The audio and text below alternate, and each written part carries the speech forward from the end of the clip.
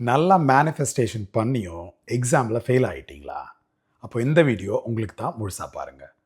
முதல்ல ஒரு விஷயம் நல்லா புரிஞ்சுக்குங்க. ஒரு முக்கியமான எக்ஸாமில் 2-3 மார்க் கம்மியாகி நீங்கள் ஃபெயில் ஆனதால் நீங்கள் கெட்டவர், இந்த பிரபஞ்சம் உங்களை வெறுக்குது, சக்ஸஸ் பண்ணுற தகுதியே உங்களுக்கு இல்லை அப்படின்னுலாம் அர்த்தம் கிடையாது. நீங்கள் முயற்சி பண்ணீங்க, நல்லா படிச்சிங்க, நம்பிக்கையோடு இருந்தீங்க, விஷுவலைஸ் பண்ணீங்க, ஸ்கிரிப்ட் பண்ணீங்க, உங்களுக்கு உதவும் அப்படின்னு நீங்கள் நம்பின எல்லாத்தையுமே நீங்கள் பண்ணீங்க. ஆனால் மேனிஃபெஸ்டேஷன் அப்படிங்கிறது உங்கள் வேல்யூவை நிரூபிக்கிற ஒரு டெஸ்ட் கிடையாது. நீங்கள் கற்பனை பண்ண ஒவ்வொரு விஷயமும் அதே மாதிரி நடக்கணும் அப்படிங்கிறதுக்கான கேரண்டியும் கிடையாது. ஒரு எக்ஸாம் ரிசல்ட் அப்படிங்கிறது பல விஷயங்களை பொறுத்து அமையும். ஃபார் எக்ஸாம்பிள், உங்கள் preparation, exam performance, stress, time management, சில சமயங்களில் 2-3 மார்க், இப்படி பல விஷயங்களை பொறுத்தது. இதில் கவனிக்க வேண்டிய விஷயம் என்னென்னா, நீங்கள் பாஸ் ஆகிறதுக்கு வெறும் 3 மார்க்ஸ் மட்டுமே கம்மியாக வாங்கி இருக்கீங்க. அதாவது நீங்கள் நினைக்கிறத விட சக்ஸஸ்க்கு ரொம்ப பக்கத்துலேயே நீங்கள் இருக்கீங்க.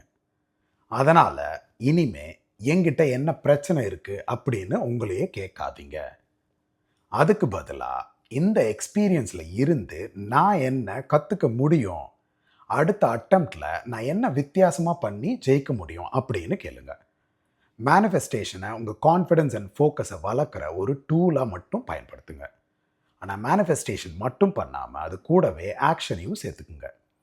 இனிமே நான் பாஸ் ஆகிடுவேன் அப்படின்னு வெறுமனே சொல்லாதீங்க. அதுக்கு பதிலாக தொடர்ந்து படிக்கும், கஷ்டமான கான்செப்ட்ஸை புரிந்து கொள்ளும், எக்ஸாம் ப்ரெஷரை சமாளிக்கும், செட்பேக்ஸ் வந்தாலும் தொடர்ந்து முயற்சி செய்யும் ஒரு நபராக நான் மாறிக்கொண்டிருக்கிறேன் அப்படின்னு சொல்லுங்கள்.